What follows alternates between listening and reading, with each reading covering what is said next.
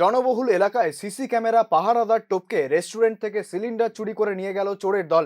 প্রশ্ন উঠছে বাজার কমিটি ও প্রশাসনের ভূমিকা নিয়ে। মেলাঘর নেতাজি চৌমুহনী এলাকার একটি রেস্টুরেন্টে শুক্রবার রাতে চুরি হয়। শনিবার সকালে রেস্টুরেন্টের মালিক ও তার ছেলে এসে দেখেন দোকানের তালা এবং ভিতরের সব জিনিসপত্র লণ্ডভণ্ড হয়ে রয়েছে।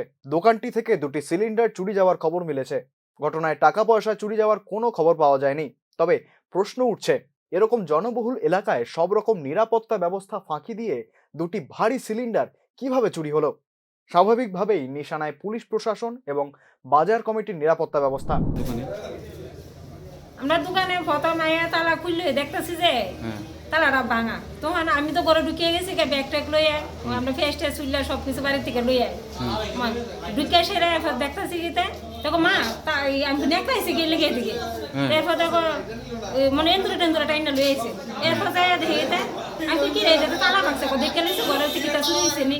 তোমার ছায়া দিয়ে একটা কমার্শিয়াল প্রথম দিয়ে কমার্শিয়াল গ্যাসটা নাই।